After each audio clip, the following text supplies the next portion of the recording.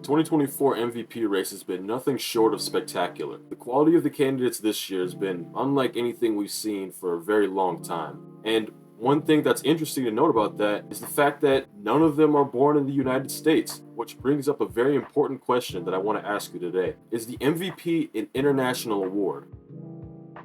Hey guys, welcome to the first episode of By the Rim, the newest place for you to get unbiased basketball content. Hosted by yours truly, my name is Collin, and I really want to share with you guys my love for the game and everything that comes with it.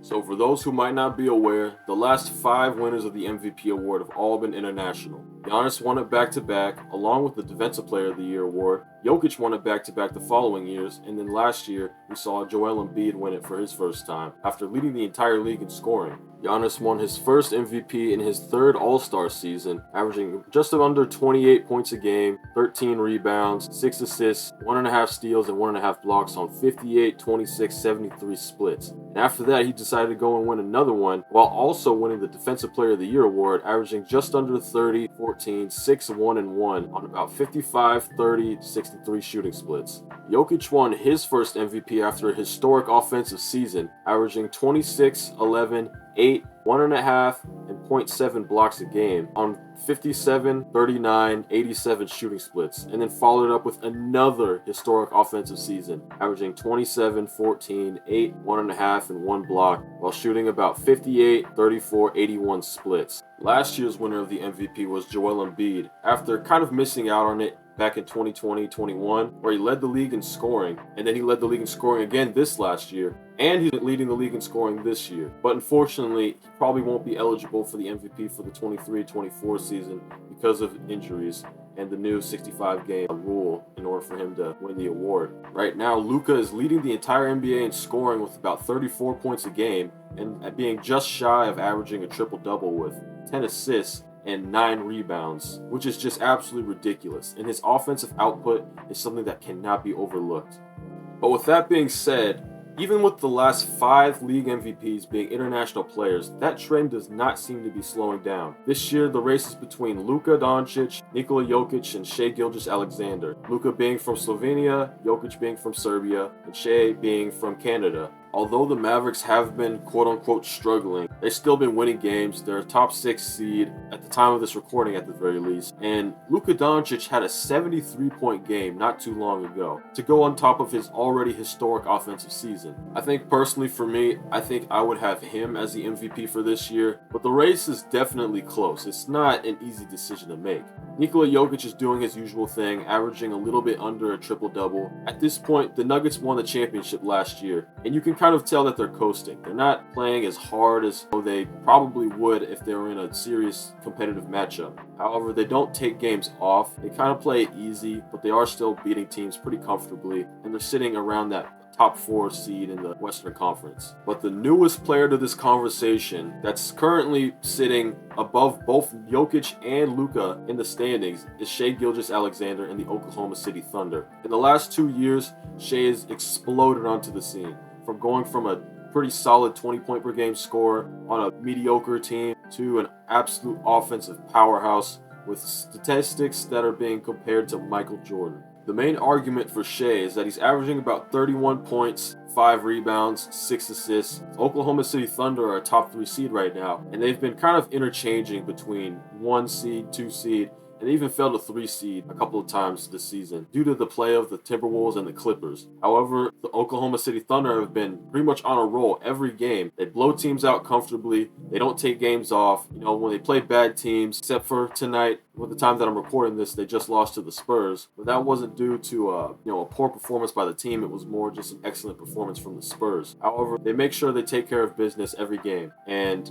Shai has been the main catalyst of that. But like I said, going forward, there doesn't seem to be any kind of slowing down of having international award winners. I think next up, we're going to see any combination of whoever doesn't win it this year. So whether Luka wins it, Shai wins it, or Jokic wins it, one of the other two who doesn't win it are likely to be in contention for the next couple of years. And that's not even mentioning the one who might end up being the most dominant player of the decade, Victor Wembanyama.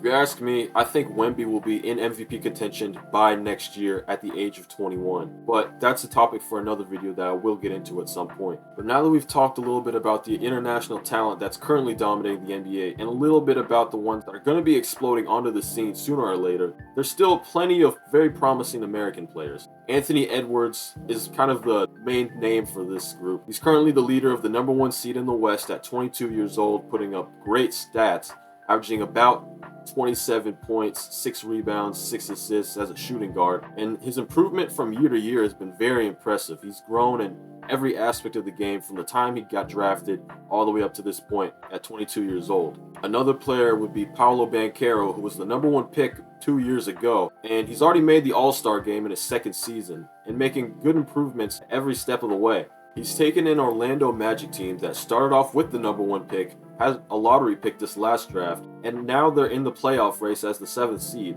Even though they started off the season hot with the #1 defense in the league, and for a long period of time they were the 2nd seed, only trailing the Boston Celtics, who still to this day have the best record in the NBA. But some other American talent that could be in that MVP discussion throughout the next decade, being Ja Morant, Tyrese Halliburton, and me personally, I believe Cade Cunningham will also be in that discussion. There are several others that could also be entering it, but at this point in time, they might not have emerged yet. And so, as time goes on, we will see more unsuspecting candidates pop up, because that's just the nature of the game. And all of this is without mentioning incoming high school players that, they're going to make their way into the league. And so, for example, a player like Ace Bailey, who's really been creating a lot of noise recently in his high school years. I think this last year as a senior, who, by the way, he's supposed to be a junior in high school by age. He's been dominant playing against international competition in FIBA. He's been fantastic in the high school ranks. They played a national schedule against other players like Cooper Flagg, who could also be in this conversation, and Cameron Boozer, who's the next person I want to mention. Cameron Boozer, being the son of NBA All-Star Carlos Boozer, has been the #1 player in his class since its inception, currently sitting #2 behind AJ DeBonsa, who could also be in this conversation. But with that being said, we don't really know what's going to happen with the high school players. There could be someone who emerges out of nowhere, but that's just part of the game.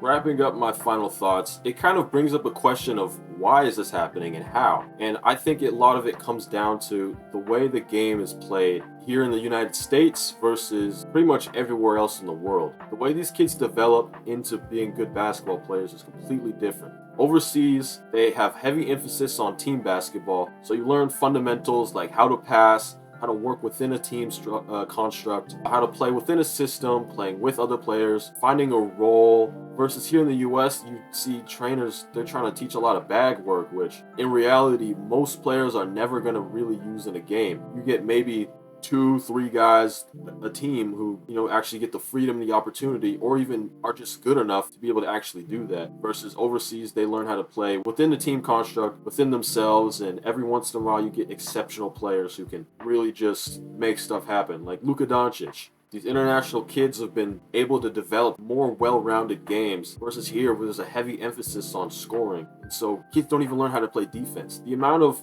players that I knew growing up and still know to this day who actually don't know how to play defense properly, and they just love to gamble for steals and blocks, and they play for highlights, and that's pretty indicative of what American culture has become when it comes to basketball. But tying back into the MVP conversation, I really don't know if we'll see another MVP until the 2030s. Now, I'm going to say we won't see another American MVP until the 2030s. I don't want to take a sitting on the ledge or sitting on the fence, however the saying goes, approach to this, because I want to give my opinion and give answers, and I really don't think that we'll see another American-born MVP for upwards of a decade. But with that being said, that's all my thoughts I have on this. For everybody, I want to say thank you for tuning in and welcome to By the Rim, this newest project that I've kind of started. I started this because I love basketball more than just about any other thing I have going on. And this is like a really good outlet for me to share my ideas, share my thoughts, just kind of learn how to be more creative. I plan on getting out about 3 videos a week based on NBA content, college content,